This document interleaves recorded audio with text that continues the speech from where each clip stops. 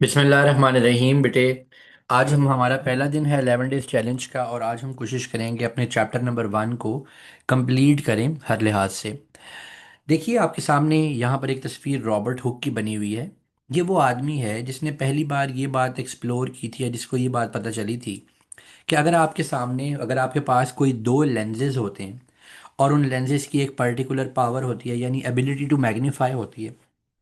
अगर आप उन लेंसेज को एक दूसरे के सामने रख के दोनों के अक्रॉस देखने की कोशिश करें तो उनकी पावर ऐड नहीं होती बल्कि उनकी पावर मल्टीप्लाई हो जाती है।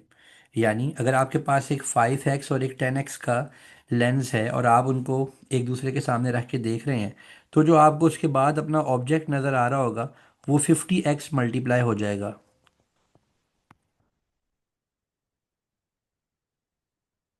वो 15 टाइम्स, 15 टाइम नहीं, 50 टाइम्स मल्टीप्लाई हो जाएगा, बड़ा हो जाएगा। ये एक माइक्रोस्कोपी के अंदर एक बहुत बड़ा ब्रेक थ्रू था और इस ब्रेक थ्रू की वजह से ही रॉबर्ट को जो पहली चीज़ उसने उसके हाथ आई जिसको उसने देखना चाहा दैट वाज कॉर्क।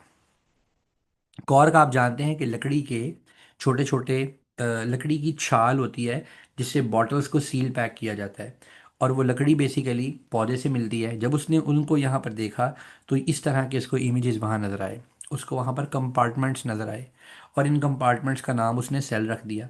इसीलिए सेल की स्टडी की फील्ड को साइटोलॉजी कहा जाता है। ठीक है जी। और फिर वहाँ से सेल बायोलॉजी की बुनियाद रखी गई। आज के दिन के मॉडर्न साइंस में भी जो प्रिंसिपल यूज़ होता है, आप लोग सब लोग कंपाउंड माइक्रोस्कोप से अच्छी तरह वाकिफ़ हैं और अपनी लैब्स में आप कंपाउंड माइक्रोस्कोप्स को यूज़ भी कर चुके हैं। तो बेटे आपने ये देखा कि कंपाउंड माइक्रोस्कोप के अंदर एक आईपीस होता है और एक ऑब्जेक्टिव लेंस होता है। आम तौर पे ये आईपीस 5x का होता है या 10x का होता है और ये जो ऑब्जेक्टिव लेंसेज हैं ये कॉम्बिनेशन होते हैं। ये हमारे पास 40x के, मोस्ट ऑफ द टाइम आपको 40x के ये ऑब्जेक्टिव लेंसेज दिए जाते हैं। ऑब्जेक्टिव लेंसेज भी डिफरेंट होते हैं। ये 10x के हो सकते हैं, 20x के हो सकते हैं, 40x के हो सकते हैं और इनको रोटेट किया जाता है। और हमें जब इमेज नज़र आ रहा होता है तो वो दो लेंसेज के कॉम्बिनेशन से नज़र आ रहा होता है। फॉर एग्जांपल अगर 10x और 40x का कॉम्बिनेशन है तो जो आपको आगे मैग्नीफिकेशन मिल रही होती है वो 400 टाइम्स की मैग्नीफिकेशन मिल रही होती है बेटे। अब सवाल ये पैदा होता है कि हमें ये जानना पड़ेगा कि हम ये जो चीज़ों को विजुअलाइज कर पाते हैं, हम चीज़ों को देख पाते हैं, वो कैसे देख पाते हैं और मीडियम क्या है जिस मीडियम को हम इस्तेमाल करते हैं। तो बेटे जो मीडियम है ये विजिबल लाइट है। विजिबल लाइट, हम विजिबल लाइट को एज अ मीडियम यूज़ करते हैं और उसकी मदद से चीज़ों को देखते हैं। ह्यूमंस और बहुत सारे एनिमल्स विजिबल लाइट यूज़ करते हैं मगर अल्लाह ताला ने बहुत सारे ऐसे जानवर, ऐसे ऑर्गेनिजम्स भी बनाए हैं जो विजिबल लाइट के बजाय कुछ और रेडिएशंस को भी यूज़ करते हैं।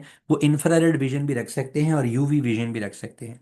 बेटे हमें ये जानने की ज़रूरत है और ये जहन में रखने की ज़रूरत है कि हमारे पास जो हमारी रेंज है विजिबल लाइट की वो वेरी कर रही है फ्रॉम 400 नैनोमीटर जो कि स्मॉलेस्ट है जिसका कि कलर वॉयलेट है टू 700 नैनोमीटर जो कि लार्जेस्ट है जिसका कलर रेड है।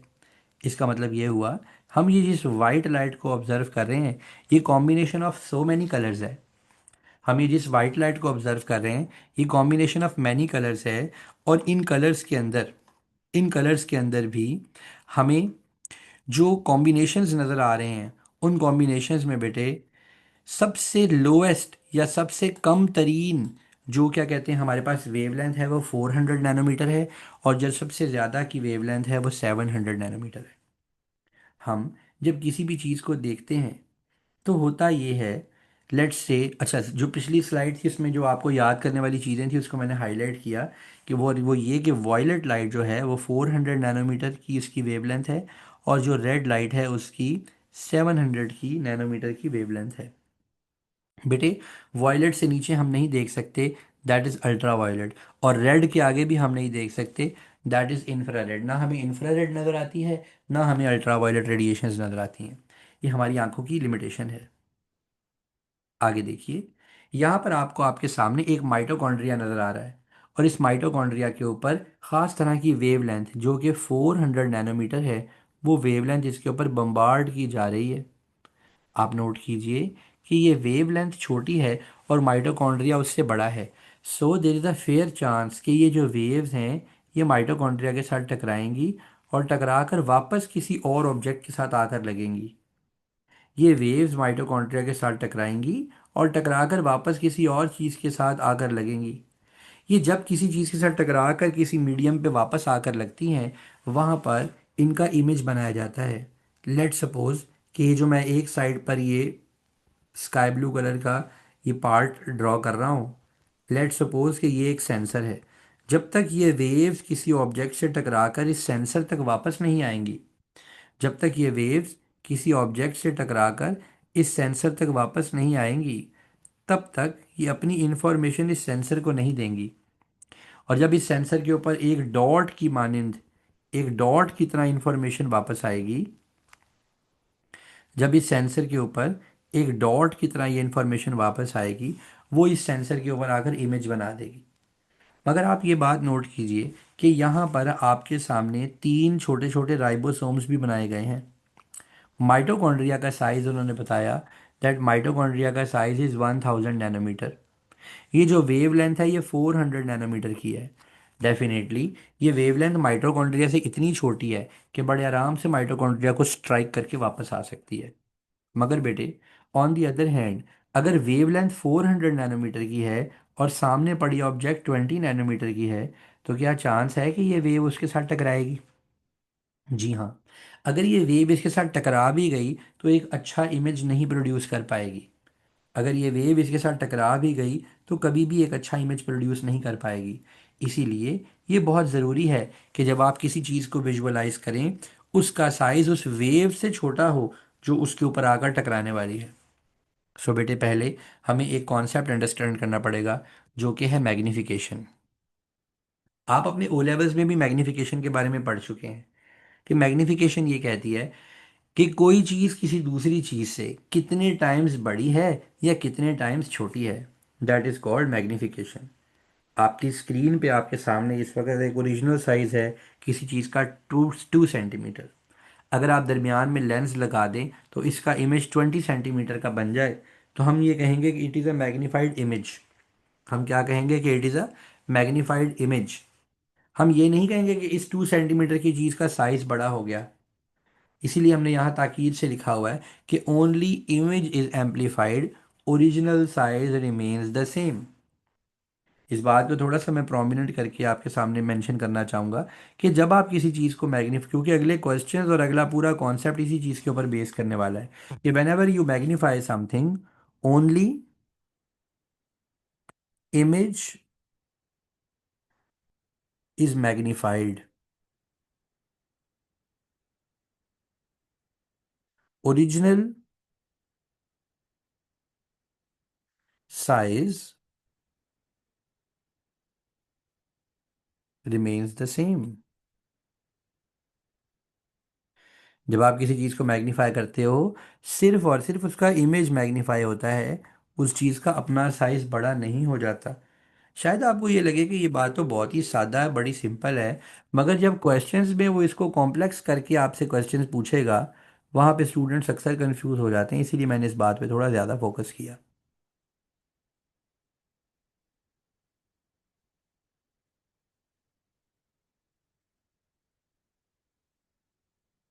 अच्छा जी, अब आगे चलते हैं। ये तो हमें बात समझ में आ गई। अब ज़रा एक ओ लेवल का छोटा सा कॉन्सेप्ट रिवाइज कर लेते हैं।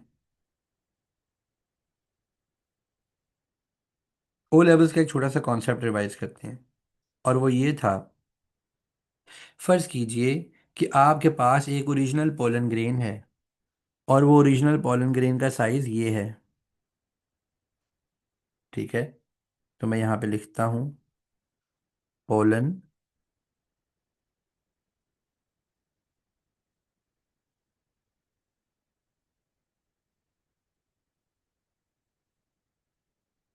ग्रेन। इस पोलन ग्रेन का एक मैग्नीफाइड इमेज आपके सामने बनाकर दे दिया गया और आपको ये भी बता दिया गया कि ये पोलन ग्रेन 200 टाइम्स मैग्नीफाई किया गया है। इस पॉलन ग्रेन को 200 गुना, 200 टाइम्स मैग्नीफाई किया गया है। अगर आपसे ये कहा जाए कि आप इस ओरिजिनल पॉलन ग्रेन का साइज फाइंड आउट कीजिए, तो आपको फॉर्मूला याद है? आपको फॉर्मूला याद है? और फॉर्मूला क्या है? Image is equal to magnification is equal to image over actual. तो यहाँ पर हम क्या कर रहे हैं? Magnification is equal to image over actual है। तो और एक्चुअल क्या होगा? Image over magnification. हमारे पास इमेज का साइज हम निकालेंगे। हम यहाँ पर एक स्केल रखेंगे और हम इस स्केल से इस इमेज को फाइंड आउट करेंगे कि इस इमेज का साइज कितना बन रहा है। ये देखिए, ये जो हमारे पास एक इतना एरिया है, हमने इसको फाइंड आउट किया। एंड लेट्स सपोज कि हमारे पास, जब हमने इस एरिया को फाइंड आउट किया, ये हमारे पास आ गया 20 मिलीमीटर। लेट्स सपोज कि it turned out to be 20 millimetre. ठीक है जी। तो हम क्या करेंगे? हम 20 को डायरेक्ट 200 से डिवाइड कर देंगे, तो हमारे पास 0 पॉइंट समथिंग आंसर आ जाएगा। इसका मतलब क्या हुआ कि जो हमारे पास अब ये आंसर आया है वो क्या है? That is actual. और इसी तरह अगर आपको मैग्नीफिकेशन निकालनी हो, तो आप इमेज ओवर एक्चुअल भी कर सकते हैं। इस बात को जहन में रखिएगा, क्योंकि आगे हम जो अभी माइक्रोस्कोपी की बात करने वाले हैं, उस माइक्रोस्कोपी के कॉन्सेप्ट में ये चीज़ बहुत मैटर करेगी। अब बेटे अगली बात, इंपॉर्टेंट बात, और वो है रेजोल्यूशन। कि ये रेजोल्यूशन किस बला का नाम है? मैं बच्चों को कहता होता हूँ कि आप सिंपल अपने जहन में ये बात रखें कि आपके सामने एक बहुत अच्छे कैमरा से खींची हुई तस्वीर, उसकी गुड रेजोल्यूशन होती है, और एक माठे कैमरे से खींची हुई तस्वीर, उसकी बुरी रेजोल्यूशन होती है। आप कैसे, आप तो कोई टेक्निकल पर्सन नहीं है, आप कैसे ये फाइंड आउट करते हैं कि इसकी रेजोल्यूशन अच्छी है या बुरी है? आप ऐसे फाइंड आउट करते हैं कि आप उसको जूम करके देखते हैं। जो तस्वीर जूम होती चली जाए, होती चली जाए, होती चली जाए, और ब्लर ना हो, जो तस्वीर जूम होती चली जाए और ब्लर ना हो, आप कहते हैं कि इसकी रेजोल्यूशन अच्छी है। सो रेजोल्यूशन में प्यारे बच्चों, नंबर वन पहली चीज जो होनी चाहिए वो है detail of the image. Image की कितनी डिटेल नजर आ रही है, इमेज कितना शार्प है, इमेज में कितनी क्लैरिटी है, इमेज कितनी डिटेल डिलीवर कर रहा है। और एक इम्पॉर्टेंट बात कि it is ability to differentiate between two closely related points. ये बड़ा ज़रूरी चीज़ है कि अगर आपको एग्जाम में, पेपर में क्वेश्चन आए, तो वो आपसे पूछेगा रेजोल्यूशन के बारे में, तो आप कहेंगे कि resolution is the ability to differentiate between two closely related points. दो पॉइंट्स जो एक दूसरे के बहुत पास प्लेस्ड हों, अगर आप उन्हें डिफरेंशिएट कर पाते हैं, तो ये रेजोल्यूशन है। अब बेटे मैं आपके सामने, सो रेजोल्यूशन किस चीज़ पे डिपेंड करती है? मैग्निफिकेशन तो डिपेंड करी थी ना कॉम्बिनेशन ऑफ लेंसेज के ऊपर। मैं यहाँ पे लिखता हूँ कि मैग्नीफिकेशन किस चीज़ पर डिपेंड करती है? मैग्नीफिकेशन डिपेंड करती है कॉम्बिनेशन ऑफ लेंसेज पे।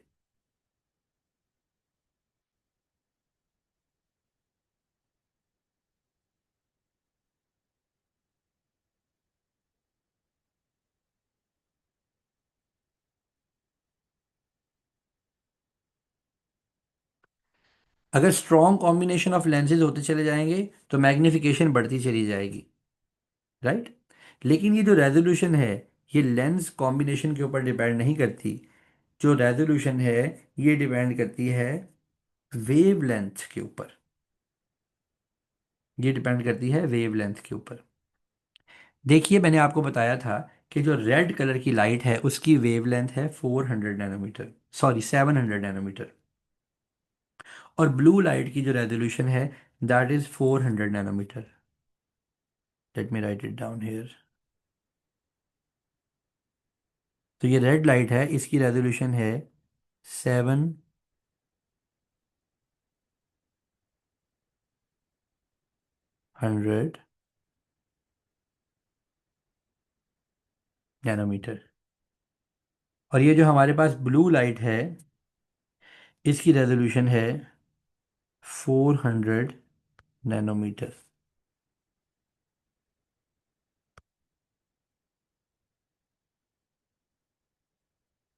जितनी वेवलेंथ छोटी होगी, इमेज उतना क्लियर बनाएगी। ऐसा क्यों? ऐसा इसलिए बेटे कि देखिए मैंने आपके सामने एक ये माइटोकॉन्ड्रिया रखा और इसके ऊपर 700 की वेवलेंथ बम्बार्ड कराई। पर यूनिट एरिया बहुत कम वेव्स इसके ऊपर जाकर टकरा पा रही हैं। पर यूनिट एरिया बहुत कम वेव्स इसके ऊपर जाकर टकरा पा रही हैं। मगर अगर मैं इसी ऑब्जेक्ट के ऊपर 400 नैनोमीटर की वेवलेंथ फेंक रहा हूं, अगर मैं इसी के ऊपर 400 नैनोमीटर की वेवलेंथ फेंक रहा हूं, तो आप देखिए कि इसके ऊपर पर यूनिट एरिया कितनी ज्यादा वेव्स टकरा रही हैं। ठीक है। सो मैं यहां पर लिखूंगा, in this case less waves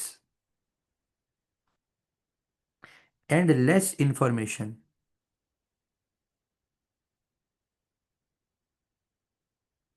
और in this case more waves and more information. इसमें ज्यादा वेव्स टकरा रही हैं और ज्यादा इंफॉर्मेशन आ रही है। So wavelength is very important. Resolution, जब आप वेवलेंथ को शॉर्ट करते चले जाएंगे तो आपकी रेजोल्यूशन इंक्रीज होती चली जाएगी। आई रिपीट, जब आप वेवलेंथ को शॉर्ट करते चले जाएंगे तो रेजोल्यूशन इंक्रीज होती चली जाएगी। Shorter the wavelength, better is the resolution.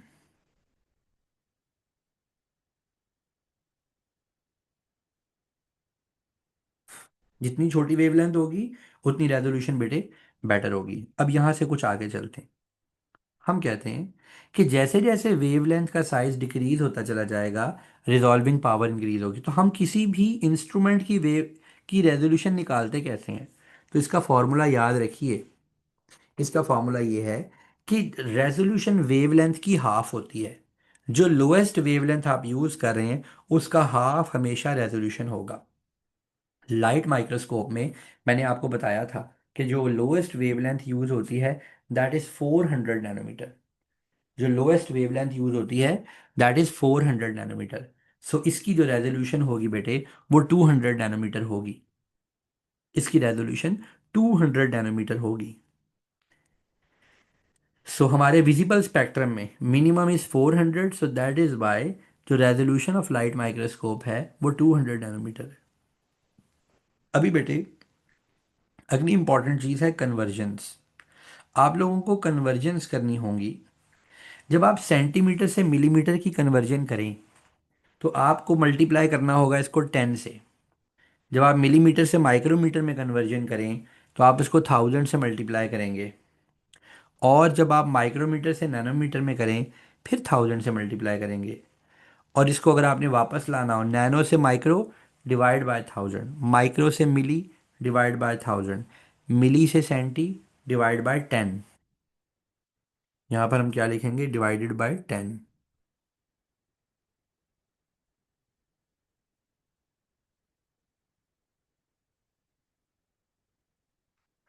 Divide by 10।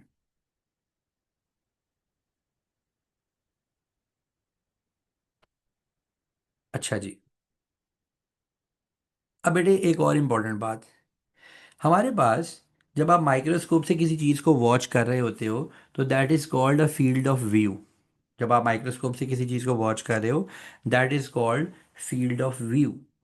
ये जो हमारी फील्ड ऑफ व्यू है, अगर आप इसके अंदर मैग्नीफिकेशन बढ़ा देंगे you will be able to see less number of cells. लेकिन अगर आप इसके अंदर मैग्नीफिकेशन घटा देंगे you will be seeing more cells. आप लोग अपनी लैब में जब एक्सपेरिमेंट्स करते हैं तो आप देखते हैं कि हाई मैग्नीफिकेशन पे आपको इंडिविजुअल सेल्स नज़र आने लगते हैं और लो मैग्नीफिकेशन पे आपको पूरे का पूरा टिश्यू नज़र आ रहा होता है। प्लान डायग्राम बनाने के लिए let me write it over hair.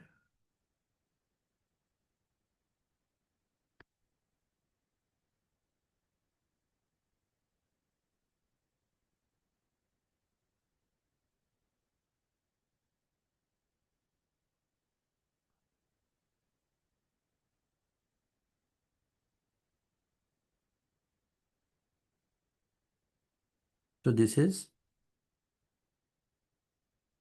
Low magnification, this is high magnification. ये लो मैग्नीफिकेशन के ऊपर आप क्या बना रहे होते हैं, प्लान डायग्राम्स, जिसके अंदर आपको सिर्फ और सिर्फ टिश्यूज को रिप्रेजेंट करना है।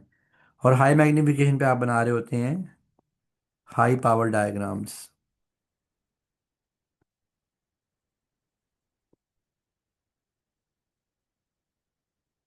जिसमें आप, इस हाई पावर डायग्राम में आप इंडिविजुअल सेल्स ड्रॉ कर रहे होते हैं।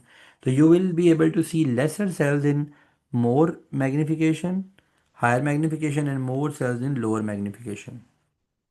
आप लोगों को माइक्रोस्कोप की वर्किंग तो अच्छे से आती ही है। बेटे, जब हम किसी भी सेल को लाइट माइक्रोस्कोप से वॉच करते हैं तो हमें एनिमल सेल्स के ये पार्ट्स नजर आते हैं: cell membrane, nucleus, nucleolus, centrioles, mitochondria, छोटे छोटे अनआइडेंटिफाइड स्ट्रक्चर्स और गोल्जी अपरेटस। जब हम प्लांट सेल को देखते हैं तो वो हमें यूं नजर आता है लाइट माइक्रोस्कोप से। इसमें उसी तरह की चीजें, आपको प्रोमिनेंट सेल वॉल नजर आएगी, सेल मेम्ब्रेन का पता चलेगा, बड़ा सारा vacuole, chloroplast, mitochondria, nucleus, nucleolus और प्लाज्मोडेस्मा भी नजर आएंगे। आप लोग जानते हैं कि ये प्लाज्मोडेस्मा क्या होते हैं? इस प्लाज्मोडेस्मा की जो जमा है, दैट इज प्लाज्मोडेस्माटा। और ये साइटोप्लाज्मिक लिंक्स होते हैं between two adjacent plant cells, जिनके जरिए वो एक्सचेंज ऑफ मटेरियल्स करते हैं। अब बेटे, हम इस चैप्टर की मोस्ट टेक्निकल चीज की तरफ जाने लगेंगे, जिसको बच्चे बड़ा ही जिसको देखते हैं और कहते हैं कि ये क्या चीज है जी। That is microscopic measurements. मगर माइक्रोस्कोपिक मेजरमेंट से पहले लाइट माइक्रोस्कोप की कुछ क्वालिटीज देख लेते हैं। बेटे, लाइट माइक्रोस्कोप के अंदर आईपीस आमतौर पे 5 और 10 एक्स के होते हैं, और ऑब्जेक्टिव लेंसेज 4, 10 और 40 तक के होते हैं। डेफिनेटली 40 का ऑब्जेक्टिव लेंस आप बहुत हाई पावर इमेज बनाने के लिए इस्तेमाल करते हैं।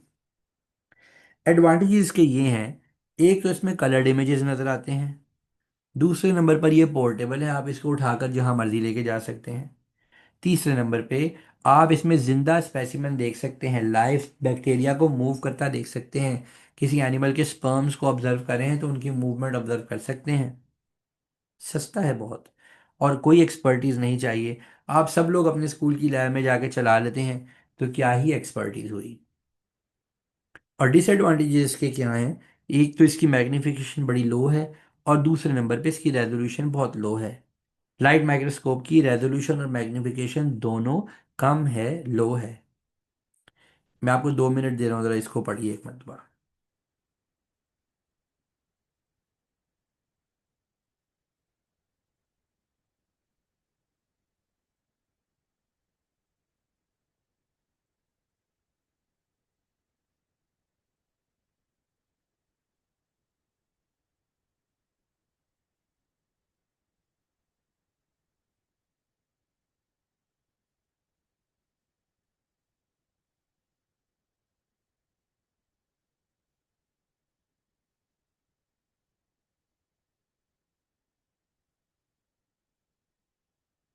तो वो बता रहे हैं कि जैसे जैसे मैग्नीफिकेशन इंक्रीज होती है, रेजोल्यूशन डिक्रीज होती है, और इसकी रेजोल्यूशन इसकी लाइट की वेवलेंथ की वजह से रिस्ट्रिक्टेड होती है।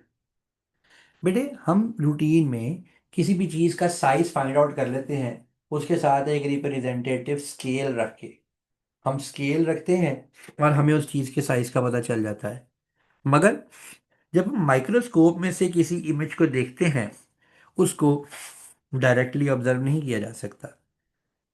मिसाल के तौर पर फर्ज कीजिए कि आपने माइक्रोस्कोप के अंदर एक एडजस्टमेंट की, और उस एडजस्टमेंट में आपने सेल को वॉच किया।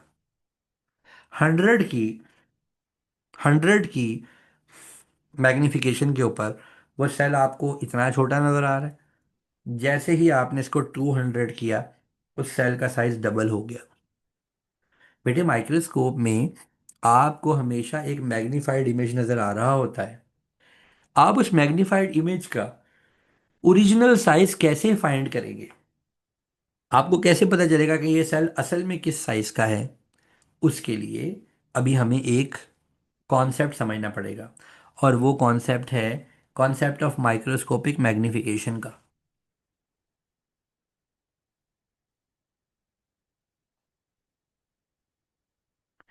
बेटे हमारे पास हमारी माइक्रोस्कोप में दो तरह के स्केल्स रखे जाते हैं।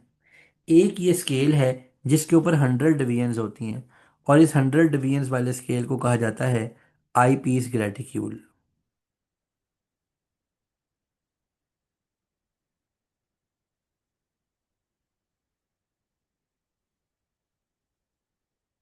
आई piece graticule.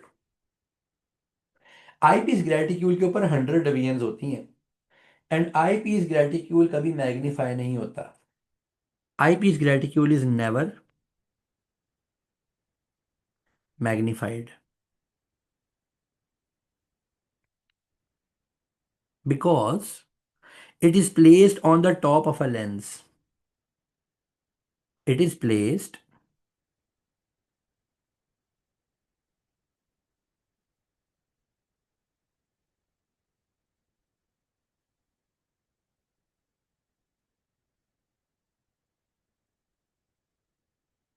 at the top of one lens. It is not placed across a combination of lenses.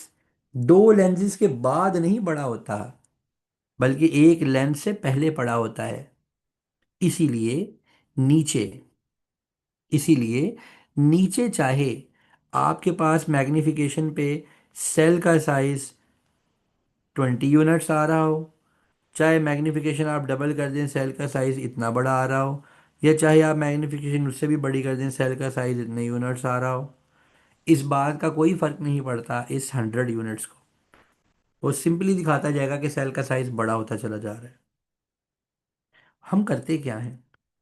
हम अपने सेल को, फॉर एग्जांपल लेट्स से कि हमारा ये सेल था, हम ये ऑब्जर्व कर लेते हैं कि हमारा ये सेल हमारे आई पीस के कितने यूनिट्स के बराबर आ रहा है। लेट्स सपोज कि हमारा ये सेल हमारे आई पीस के 20 यूनिट्स के बराबर आ रहा है। लेट्स से कि ये 20 यूनिट्स के बराबर आ रहा है। अब हम क्या करेंगे बेटे? हम हमारा ये जो यार्ड स्टिक है, हमारा ये जो स्केल है 100 यूनिट्स वाला, हम इसको डिफरेंशियली फाइंड आउट करेंगे। फॉर एग्जांपल हमें पता चला कि ये 20 यूनिट्स है। हम इस मैग्निफिकेशन से इस सेल को गायब कर देंगे। हमें याद रह गया कि 20 यूनिट्स का सेल था। अब हम यहां पर एक नॉन स्केल इंसर्ट करेंगे। अब हम यहां पर एक नॉन स्केल इंसर्ट करेंगे। लेट सपोज कि वो नॉन स्केल कुछ ऐसा नजर आ रहा है, और हमें ये पता है कि ये जो नॉन स्केल है इसका साइज है 0.1 मिलीमीटर ऑफ 1 डिवीजन। ये अननोन है, दिस इज अननोन, और ये जो नीचे वाला है दिस इज नोन।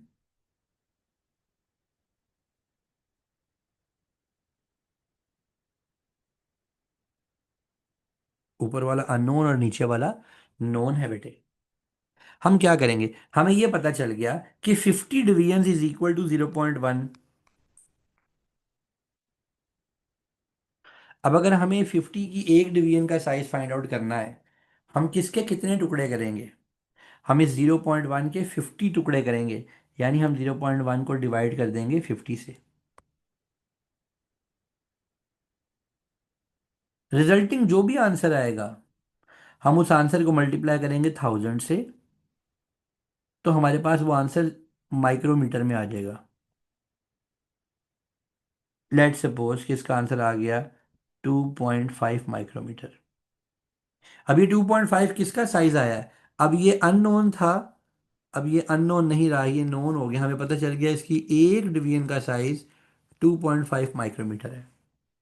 और हमारे पास वो सेल जो ओरिजिनली जब हमने यहाँ पे रखा हुआ था, जो कि 20 डिवीजन्स का आ रहा था।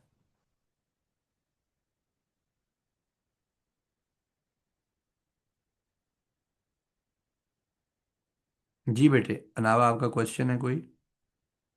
फिर से समझा दें। Okay okay. मैं ये कह रहा हूँ कि हमारे पास इनिशियली एक सेल था और ये 100 डिवीजन्स वाला एक स्केल था। ठीक है। और हमें कुछ नहीं पता था। एक सेल है, एक 100 डिवीजन्स का स्केल है। असूल तो यही बनता है, आप सेल का साइज फाइंड आउट करना चाहते हो, नाप लो सेल कितने कितने साइज का है। आपने इससे नापा, पता चला जी ये सेल 20 यूनिट्स का है। पता चला कि ये सेल जी 20 यूनिट्स का साइज शो कर रहा है। ओके जी, डन हो गया, 20 यूनिट्स का सेल हो गया। अब इसके बाद क्या करें? हमें ये तो पता ही नहीं है कि ये जो 20 यूनिट है, इस 20 यूनिट में एक यूनिट कितने साइज का है। तो हम क्या करेंगे, हम सेल को यहां से हटा देंगे और एक नॉन स्केल को यहां पर इंट्रोड्यूस करवा देंगे,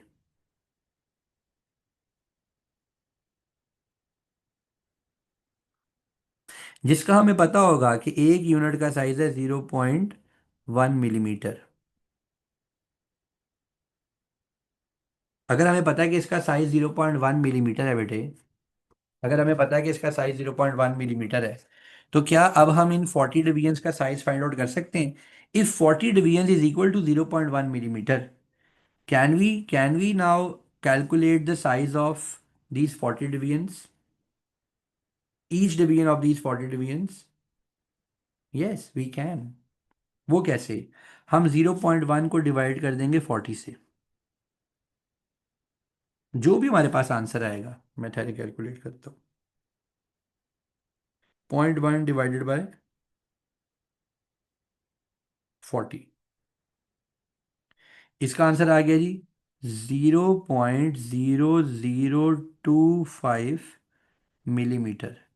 और अब आपको बताया था मिलीमीटर को माइक्रोमीटर में कन्वर्ट करने के लिए 1000 से मल्टीप्लाई कर देंगे। हमारे पास क्या आंसर आ जाएगा? 2.5 माइक्रोमीटर।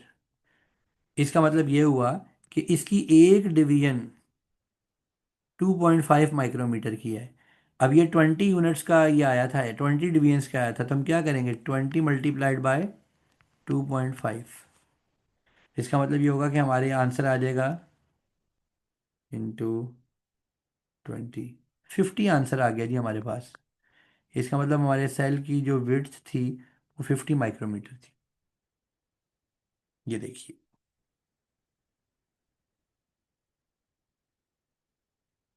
वेलकम बेटा। ये देखिए, ये सेल रखा पहले यहाँ पे, सेल आ गया 20 माइक्रोमीटर, 20 डिवीजन्स का। उसके बाद सेल हटा लिया, उसके बाद हमने यहाँ से सेल हटा लिया।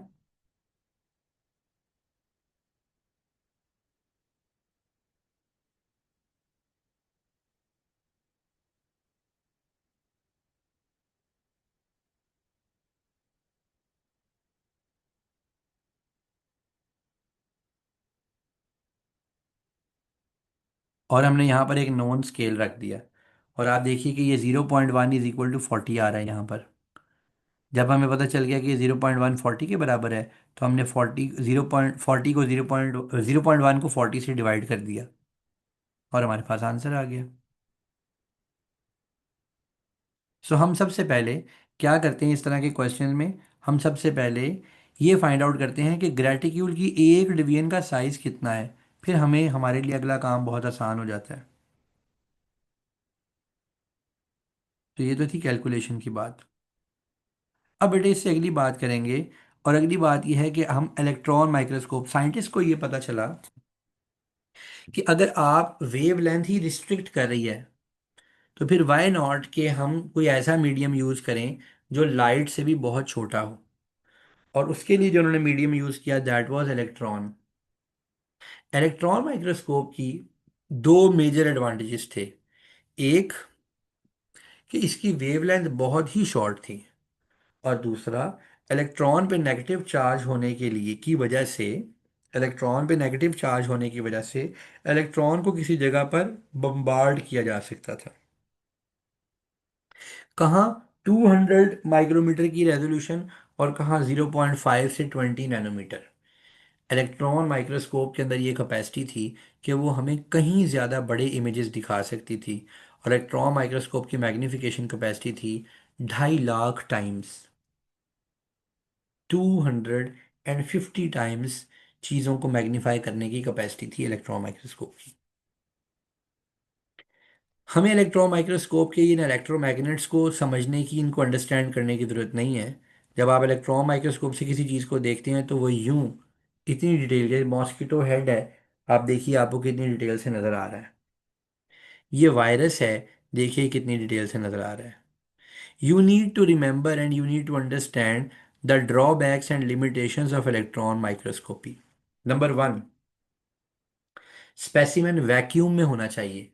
अगर ये स्पेसिमेन वैक्यूम में नहीं होगा तो इमेज नहीं बनेगा, क्योंकि अगर इलेक्ट्रॉन एयर के साथ कोलाइड कर गए, शार्प इमेज नहीं बनाएंगे। आप किसी भी चीज़ की रियल टाइम मूवमेंट को देख नहीं सकते। स्पेसिमेन को कंप्लीटली ड्राई होना चाहिए, और इसमें हमें कलर्स नज़र नहीं आते, और सिर्फ मरे हुए स्पेसिमेन को देख सकते हैं हम। ये बड़ा महंगा है और नॉन पोर्टेबल है। जैसी बेटे हमारी क्लास खत्म होगी, हम 5 मिनट्स का गैप लेके दोबारा आपको लिंक भेजेंगे, फिर अगली क्लास स्टार्ट होगी। तो you can stretch your legs for 5 minutes, और इसके बाद फिर हम अपना अल्ट्रा स्ट्रक्चर ऑफ सेल की तरफ जाएंगे। और अभी हम आपको सेम और टेम के बारे में भी बताएंगे, स्कैनिंग और ट्रांसमिशन इलेक्ट्रॉन माइक्रोस्कोप के बारे में भी आपको बताएंगे। सो लास्ट मिनट है, हम 5 मिनट्स का गैप लेंगे, और फिर जैसे लिंक भेजूंगा आपने फौरी ज्वाइन करना है।